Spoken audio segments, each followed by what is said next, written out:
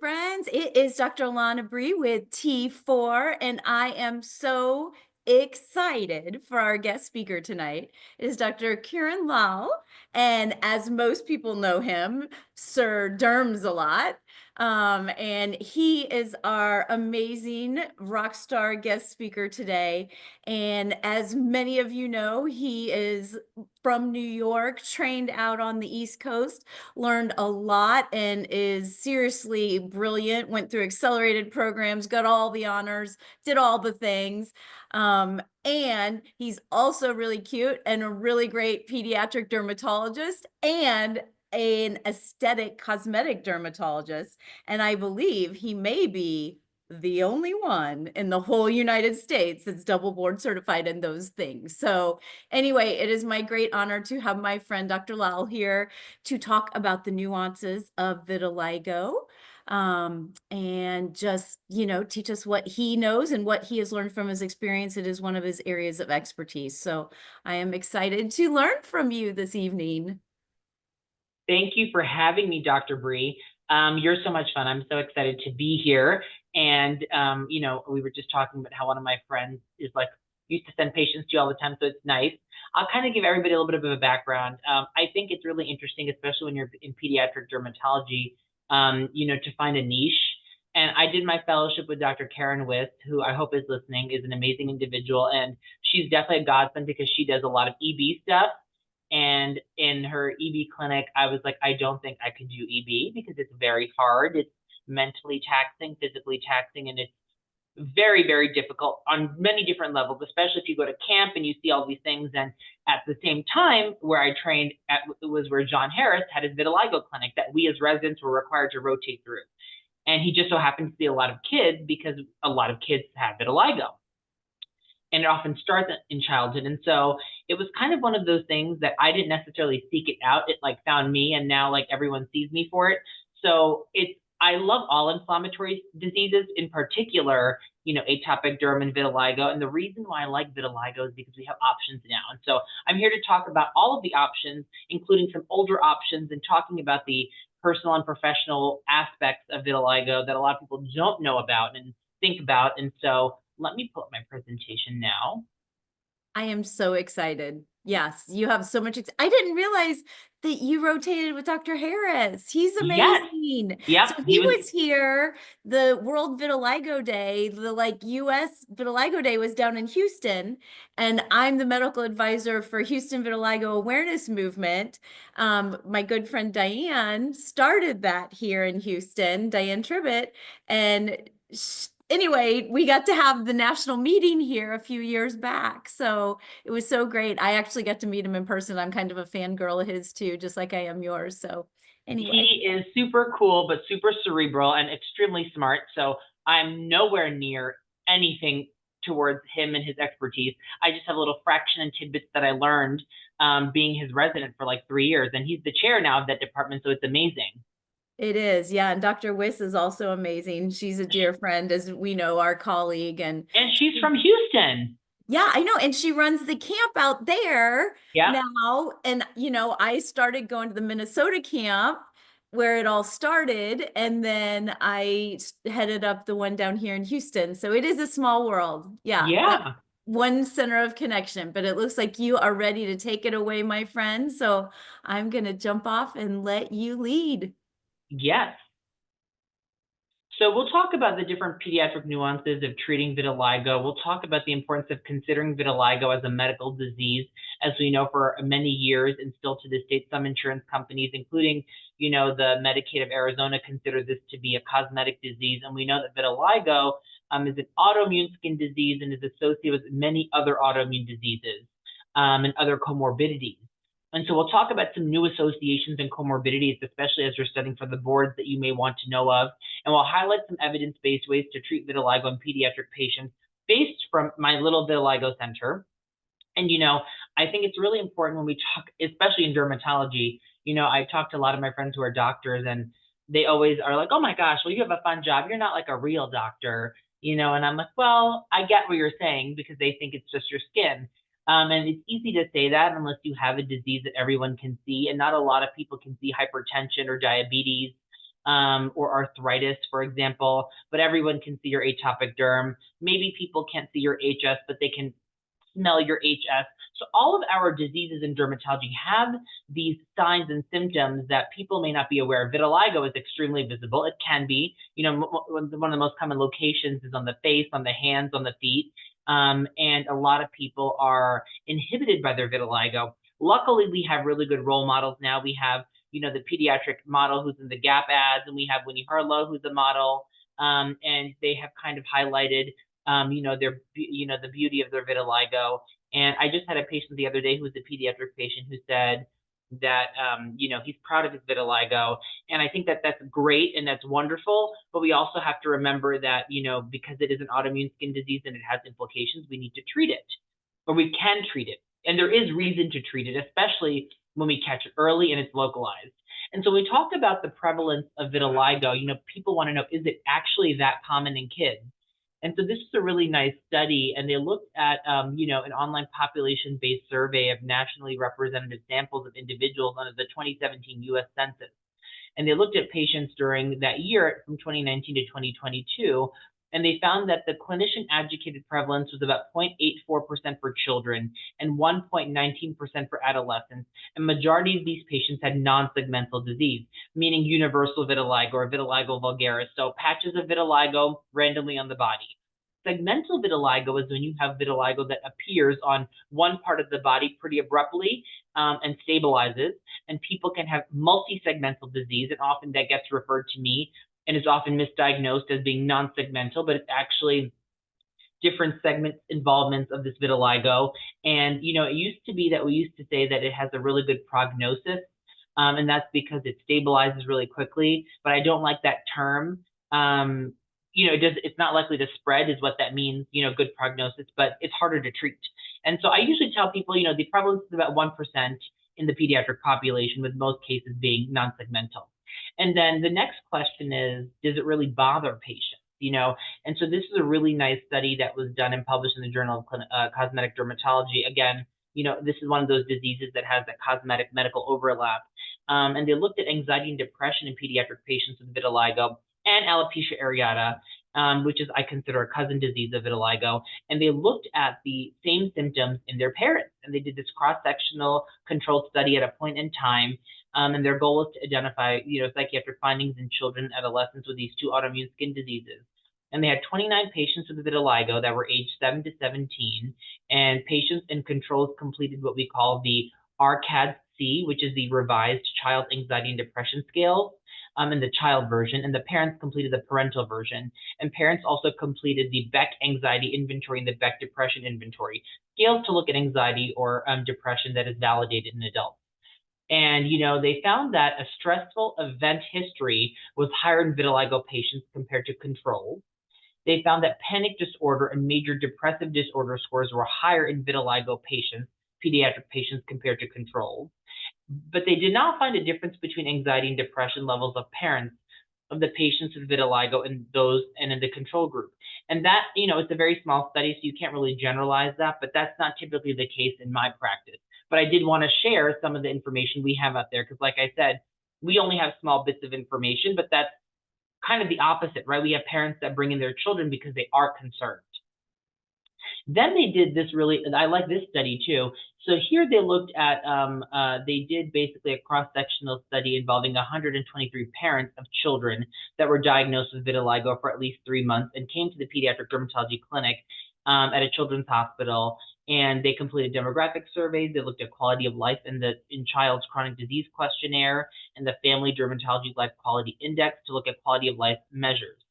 And they found that around 14% of parents received mental health intervention, including therapy or psychiatric medication, for these parents that had children with vitiligo. And there was a positive correlation between the body surface area of involvement and the quality of life index scores and the family overall score, right? And you can imagine that if a child has, 80% body surface area and is, for example, either white and they live in Arizona and they look like their skin of color because they're 20% tan and then white all over, or they're Indian, or they're Black, or they're Hispanic and they have 80%, white skin, what sense of depersonalization that could lead to and how that may affect parents.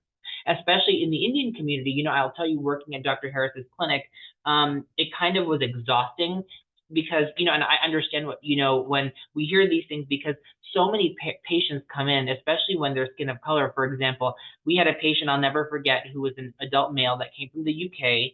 And he said, my options are to either come to you, Dr. Harris, for treatment options or something, or he had segmental disease on his arm, or get half of my arm cut off because I have a better chance of getting married without an arm than I do having an arm with vitiligo.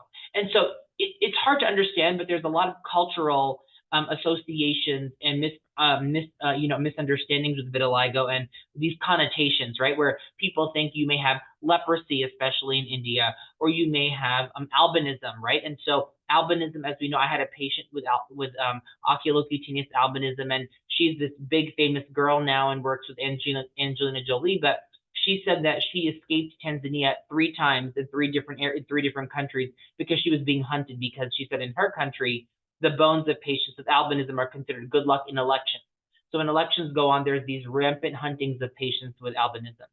And she was able to escape, and now she's, you know, an amazing individual and is helping save the world. But this is the impact that skin diseases have. Now, for the residents out here, it's really important to also know, like, what are the associations with vitiligo? So this is a really nice study that was published in the Journal of the Academy of Dermatology at the JAD, and they looked at the incidence of childhood onset vitiligo and the increased risk of atopic dermatitis, autoimmune disease, and psoriasis, which was a nationwide population-based study. And so after adjusting for age, sex, and comorbid diseases, patients with childhood vitiligo had an increased risk of atopic dermatitis, which actually helps us because therapeutically, we have medications such as Opzelura, which can be used to treat both of those conditions. We also have narrowband UVB therapy, which can treat both of those conditions. We also know that if you have atopic dermatitis and you have vitiligo, you're more prone to kebnerization, which could lead to atopic dermatitis and vitiligo in certain areas after a certain skin trauma. And then it can also be, we all know about, you know, things like thyroid disease with Graves' disease, but they also found an association of systemic lupus erythematosus in female patients, rheumatoid arthritis, alopecia areata, Hashimoto's, and morphia. And sometimes, I'm sure Dr. Bree can account for this too, but sometimes you have this, I mean, it's been reported, this lichen sclerosis et atrophicus, linear morphia, vitiligo overlap, and we kind of see that. And sometimes you even see lichen sclerosis et atrophicus in the vaginal area with coexistent vitiligo with depigmentation. And so I think that morphia thing is important to know for certain exams you may have to take, because I think that's a pretty prominent finding. And you can see in this study here, the biggest association when they did this odds ratio was with morphia. And that's really interesting because this was around the same time I was starting to see patients with overlap vitiligo morphia. So if you take anything away from this, is remember to think of morphia as a coexisting comorbid disease in patients with vitiligo. Now, this is Dr. Harris's My Simple Treatment Algorithm, which to me, it's not mine, and I don't think it's necessarily simple. It's simple because he's simplified it, but it's more complicated than you can think. This is not mine, this is Dr. Harris's, so he gets all the credit. I'm just trying to spread his word. I'm like, you know, one of his little disciples. So when you think of vitiligo, the first things you think about treatment are, is there signs of activity? What are signs of activity? Confetti lesions. So if you see these random white macules that are starting to appear, on the skin in a patient that has vitiligo, that means it's very active. Or if you see trichrome lesions, which is kind of where you see 3 different colors. You see depigmentation, then you see coffee brown, and then you see their normal skin color. That trichrome also tells us it's very active. So if you see activity, that's when, in addition to your regular topical and or photo-based regimen, you're going to add oral pulse steroids.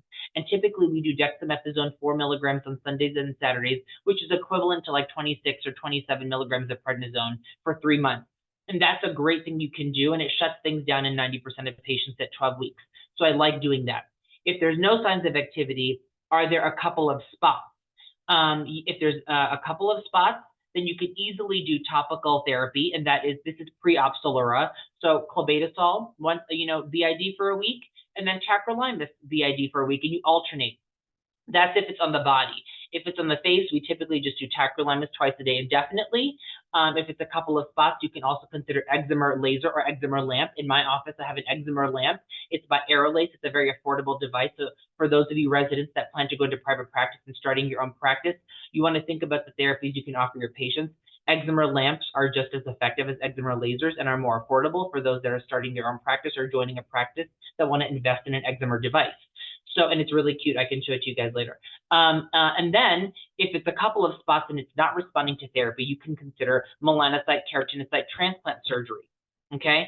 Now, if it's a lot of spots, that's when you have to talk about, is the patient interested in narrowband UVB therapy? So whether that is an eczema therapy that you have in your office, or that's a booth that you may have if you're an academic center, or if you still have a booth in your office. Are they willing to apply topicals? Yes. So ideally, you want to come up with this regimen where people are getting both a combination of phototherapy and topical therapy. Again, this is pre-Opzelura, and Opzelura currently is FDA approved for ages 12 and above for patients with non-segmental disease that have body surface area that is limited to 10% with vitiligo. So if they have less than 10% body surface area non-segmental disease, you want to get them on Opzelura because the repigmentation is the best. It's a non-steroidal. It is a great, a very elegant application. And so that plus phototherapy works the best. Now we're talking about Opzelura. So Opzelura, like I said, is a 1.5% cream. It is my new first-line therapy, but upon presentation, it is often our third line because insurance companies often require you to have used a topical steroid and a topical calcineurin inhibitor before initiating therapy with this. And I love using it on the face and on sensitive areas. It is a very high rate of repigmentation, but you want to make sure you actually give patients 24 weeks because it takes that long to repigment, specifically areas like the hands and acral surfaces where pigmentation is much slower. What about depigmentation therapy? So a lot of you may not know this, and I didn't know this until I worked with Dr. Harris, but depigmentation therapy was actually the first and only FDA-approved treatment for vitiligo. However, it was not for repigmentation. It was for depigmentation. And that's actually what Michael Jackson did. A lot of people don't know that, but Michael Jackson did in fact have vitiligo, and he did treatment with depigmentation therapy. So this is often a serious request that I often see in patients that are either older, so older adolescents, a large body surface area, or adult patients. And really the two situations that I really see this useful being is in patients that have near universal disease, or they have less than 50% body surface area, but they're skin of color patients, and they really have a sense of depersonalization. I had a patient that I saw last year who said, she goes to me, she says, I'm Black, but I'm not Black. And I'm tired of people asking me these questions about what I have, and I can still be my Black self with lighter skin because I still have my hair, I still have my personality. I don't need to be defined by having two different skin tones. And so she was very motivated, psychologically balanced, and really wanted depigmentation therapy because for her, it was easier and it made her feel more comfortable going out in public. There's no literature about treating pediatric patients with monobenzoate ether of hydroquinone, which is the medication we use for depigmentation therapy, and the long-term outcomes. We do know that when you depigment these patients' skin, they're at a higher risk of non-melanoma skin cancer, so that's the one thing you do want to consider. It's often not discussed about with a lot of patients because of access, difficult conversations that people don't want to have, making sure you're doing a thorough psychosocial evaluation, but for both children and parents. But I think, in the right patient, it could be very useful. And so I'm going to, here's a patient that in the UK, this is an Indian teenager, and he actually was accused of cultural appropriation in Indian attire, even though he's Indian. So he was, accused of wearing culturally inappropriate clothing, even though he is of Indian ethnic background. He's 16 years old, greater than 50% body surface area. So imagine a patient like this coming into your clinic. What would you do for this patient? Obviously, topical therapies, phototherapy are fine when people, in my opinion, have less than 50% body surface area. They have the time, they're motivated. Sometimes these kids don't have time to come twice a week for phototherapy. They may not have access to phototherapy, and they're not willing to wait that long because it takes a very long time. And they can't really even use some of the more effective topical therapies because they have such wide body surface area involvement. So this is what I call my thought process. So this is when I would interview this type of patient, examine their demeanor, understand what their sense of person is, their level of confidence, ask the parents about grades in school, ask about his ambitions, his plans, his barriers. Is he someone that's in the social eye, wants to be in the social eye? Is this inhibiting him from being in the social eye? Determine how long he's had disease, the history of prior treatments. And if they're widespread, I do check thyroid antibodies to see if, and I usually do every year, because even though they may not have thyroid disease at, baseline, they could be at risk for developing it, and you may catch it. And I used to be like, oh my gosh, I'm not going to check. And then I started doing it, and I'm like, shoot, I'm actually catching people now that are developing, autoimmune thyroid disease. So that's just my pearl. I will tell you that's a very controversial thing. I will say 50% of people in the vitiligo community check thyroid disease, 50% of people don't.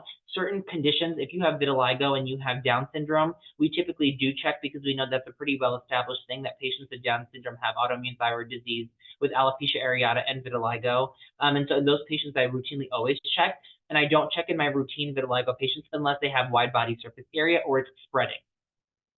So if a patient comes to see me and they have a very good sense of self, they're confident, they're ambitious, I discuss and consider depigmentation therapy. If there are signs that are concerning for depersonalization, then I talk about monobenzoate ether of hydroquinone and figure out the long-term goals. I often refer to a psychologist, which is extremely hard to find nowadays.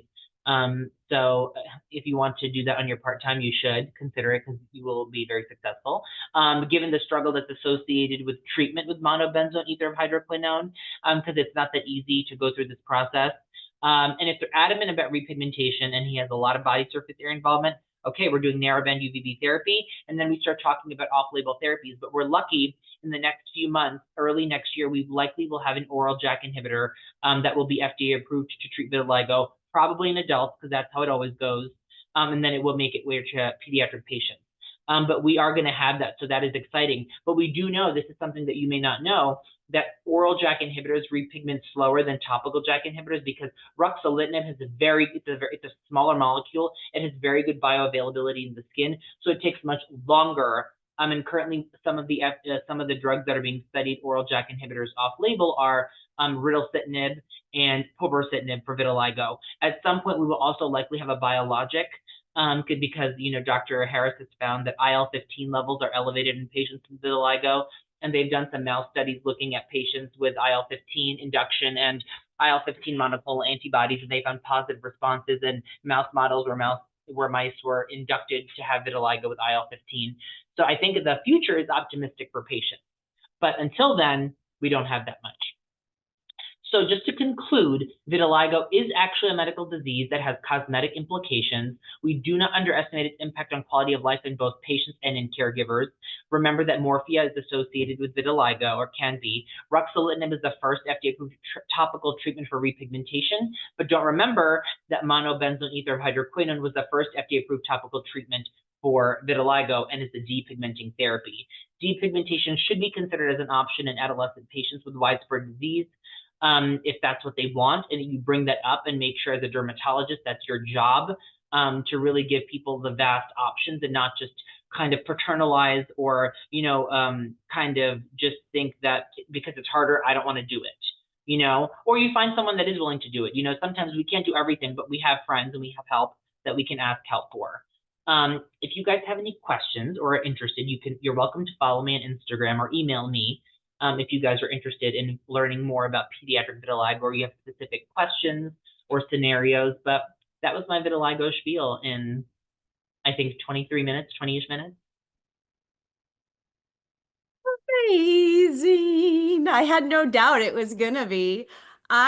So I learned a lot. Yes, you are right. You are right about the lichen sclerosis thing, my friend, because they go hand in hand. And I think that is underrepresented in the literature. And that actually is not a bad idea to put those cases together, because I'm Yeah, sure we all have them just to all of see. them. But that's something that I don't think I've ever seen in the literature, that association. Yeah. So you are spot on, because it's usually they have it on the butt and go, that whole, And, yeah, and that's figure the, it out. and it's funny because oftentimes, like, when I was in residency and I remember seeing these cases and I was like, and parents always ask, like, is the color going to come back? And, like in dermatology, we often, we'll say, yeah, over time, you just say these things. But can I tell you, I've seen it come back in some, I've seen it not come back in others. And that's when I'm like, this was definitely vitiligo plus. Yes, But you still have the hemorrhagic erosions of thinner skin. But in a lot of older women, I swear to God, I have not seen the color come back, because I still see adults and I see a lot of LSNA. I'm in Scottsdale, let's be honest, a lot of, elderly patients here. And I yes. just don't see the color come back. And so I'm like, I really think that there are two things going on. And these older female patients that have LSNA, We're still giving them topical steroids because it's standard of care. That's been studied to show reduce, SCCs. But I'm Right, starting to use more of these, topical JAK inhibitors because the skin is so thin already. I kind of right. don't want to make it thinner. So I think there's a lot that's going to be discovered in the next few years with LSNA and vitiligo and morphia, like this whole Morphia. conglomerate. Yes, yes. And definitely that whole morphia, LSNA, that's a spectrum of disease. I'm quite, Exactly. yeah.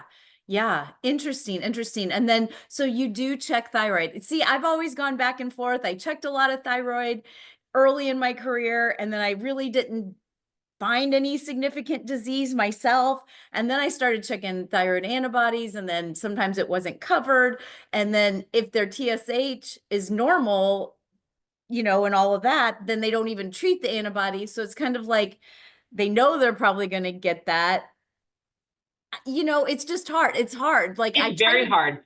yeah, It's so hard. And like I said, when I started, because I hate lab work, I don't need to add more to people's worry. And yes, labs are expensive. And like you said, so I'm less is more. And then I keep going to these talks and I flip flop. Like I'll go to talks and, some people like programs is like, I check thyroid and everybody. And I'm like, damn it, I've been missing it.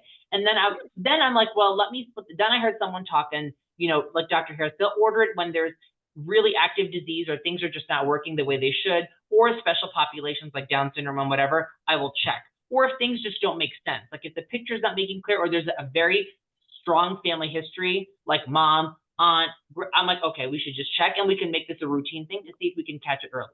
yeah. And that's kind of what I went back to then. I would just do a really good review of systems, especially the first visit, and then repeat it each time that they came back. Like really actually take a review of systems, not just check the boxes on the template that I did. Like Yeah, really did it. And then the family history and kind of go from there, and then tell the family, give them the anticipatory guidance of if your child starts to develop these checklist of things, that's something we might want to check the labs again.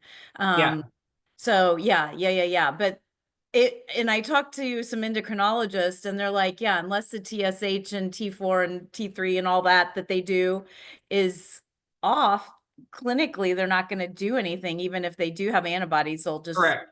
screen them, right? So Yeah, anyway, I quit ordering antibodies and putting that in the hands of the other docs. And then certainly the alopecia areata vitiligo correlation, we know that's huge for sure. And the atopic, I've seen that as well. So yeah. And then I love the way you screen patients. I really do. Like you really get a whole person history. Um, I think for these things you have to, because by the time people come to see me, I think they're kind of up. It's funny when people come to see me and I ask them basic questions and they're not big questions. Parents are kind of like shocked that no one has asked. yes, And I kind of wonder because I think a lot of people also, there's not, first off, good luck finding a pediatrician because a lot of people don't have them. It's hard to get primary care doctors. So there's a lot of like things that are not being caught. And right, so asking these simple questions and showing that you care, because you never know like the impact it will have, right. actually makes a difference. And I think in the world that we live in today, where people are so well informed, and medicine is actually a very competitive space. Like there's dermatologists.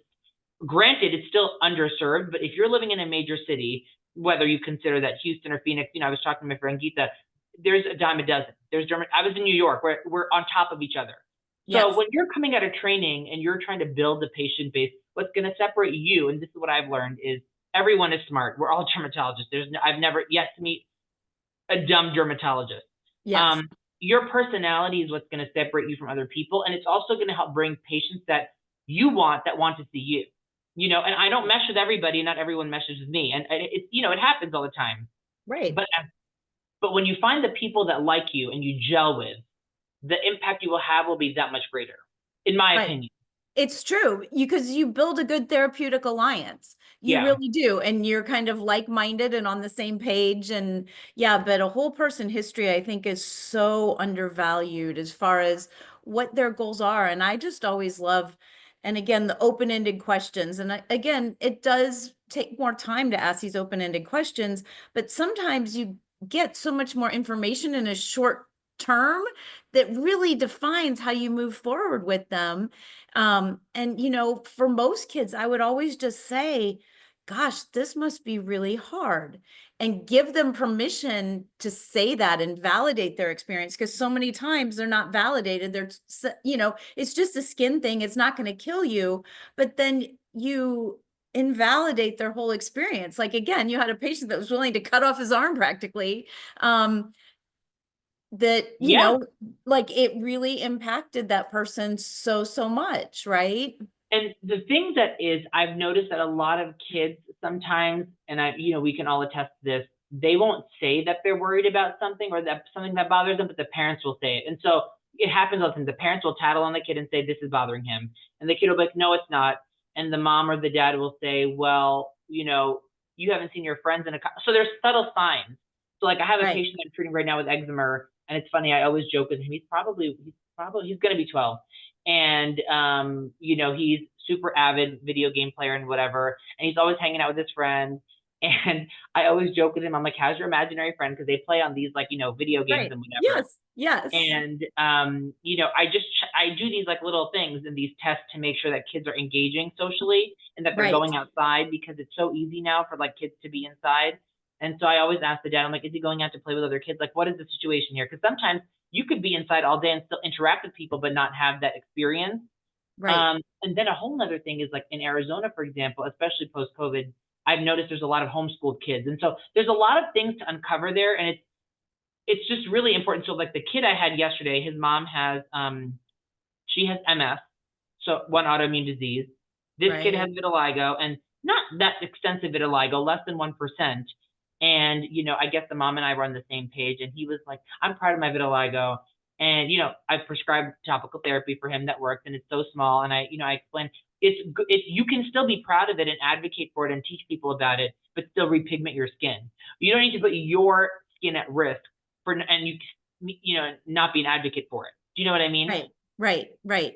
But I do think and I'm sure you do this as well, like over time, there's seasons in our lives, and sometimes you want to be really aggressive and great. But then if the kids are so tired of doing treatment, not seeing it work, their disease has been stable, it doesn't seem like you're moving the needle, I think it's fine to say, it seems like you need a break, and to Yeah. validate that and see that and tell the parents, and then really kind of hold the hand of the parents, because they're more usually scared. Like the kid wants to take a break and they're scared, but it's more then becomes holding the hands of the parents saying, I think this is good for their mental health to not focus on it for a while, Yep. especially if it's been stable disease. And sometimes, you never want to set the parent and the child up, right? So it's always about kind of finding that common ground. And sometimes you're supporting the pediatric patient more, and sometimes you're supporting their therapeutic their Yep. caregivers or parents, right? And it is that dynamic that changes over time and with age and with seasons. And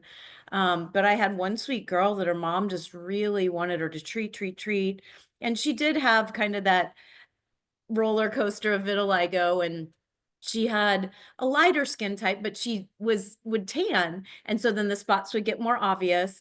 But she really broke down crying that when she does treatment, she focuses more on the spots. But if she's not doing treatment, she can actually just kind of go about living her life, because she's not looking at every single spot to put the topical topical treatment on every night. So she's not focused on it. And then when she focuses, that's when she gets this hyper focus on it.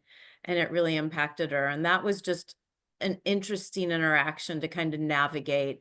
And it was all coming out of love. This mother loved her daughter and really, knew that it did get worse when she quit treatment. But this girl needed permission to take some breaks, because in the end, the treatment was impacting her negatively. So, yeah, there's both sides to that coin, but 100%. certainly, yeah, so, like, with acne, if it's scarring, then I'm more aggressive about saying, "No, you really need to treat this." But if it's not scarring acne and it's really not bothering them, and the mom of a 16-year-old is putting on the topical treatment every night, I'm like, "Yeah, that's crossing some boundaries there, right?" So, let's let this kid who has to live in his skin have some say and autonomy. 100%. I mean, the Right. motivations behind treatment is like the biggest thing that I first determined, because Right. also when you're practicing, there's a lot of effort that comes into going to getting these special meds. for people. Yes. It's not easy. It's a lot Right. of work. It's a lot of paperwork on your staff. It's a lot of, calling, making calls, finding this pharmacy, finding that pharmacy. So if the person isn't motivated to treat, then Right. there really is no, as long, of course, as like you said, it's not life threatening. There's nothing, there's not a negative scenario that's going to come out of it.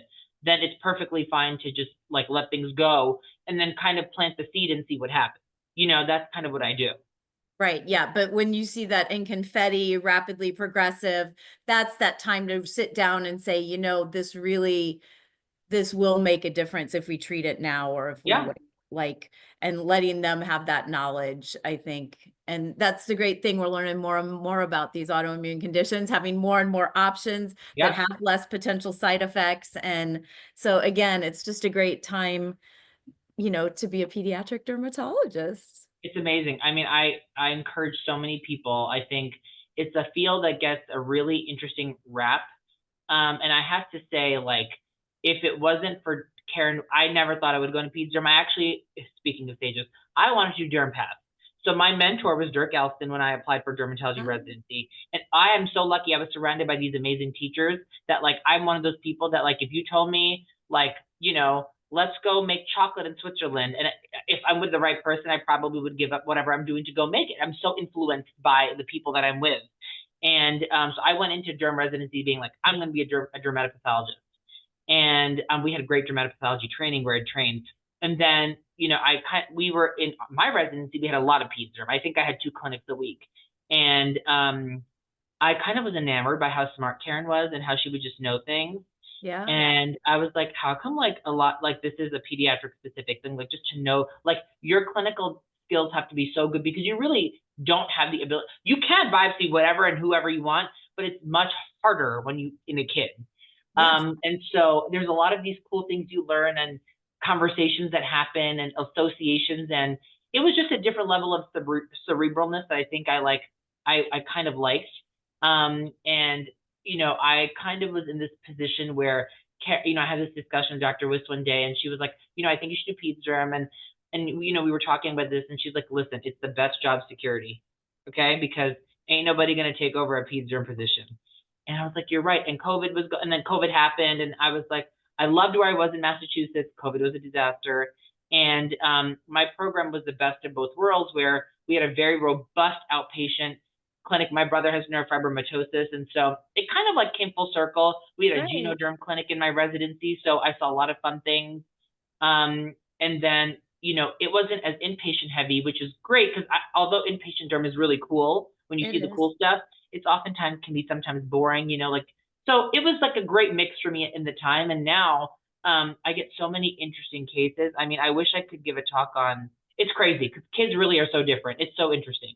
It really is. It really is. And it's so fun. And they really It's let you into their world a lot easier than an adult. If,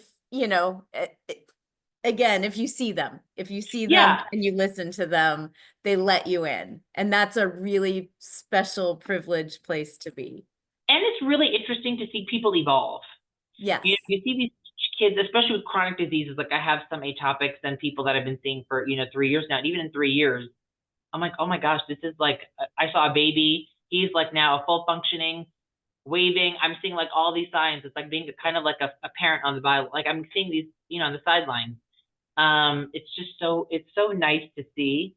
And it's so interesting when you're treating these people for a long period of time, how they adjust and how used to they become. Like this kid that I treat for atopic derm, even today, probably hates me but loves me. So comes in for his dupilumab every month, and it's always a disaster in the moment. And then afterwards, I get a handshake, a wave goodbye, see you next time. Like that's what he says to me, and he's 3 now. So it's so funny, and I saw this baby when he was born 3 years ago, and we Right. were like when the atopic derm was bad, and then at 6 months getting him on dupilumab, and now at 3 months, it's just so fast. It's just a very interesting dynamic to see. It's not typical of my classic adult population. Yes. Definitely two sides of the coin on that. But yeah, what a great job you have and what a great job you do with your patients. They're lucky to have you, and we were lucky to have you as our speaker tonight. So thank you for sharing your knowledge, your wisdom, your experience, and yeah, Keep Yeah, fighting the good fight, my I friend. know. If we should do this again sometime, I would love to. This is a Let's do great, it. yeah, Let's do it. Let's do it. All right.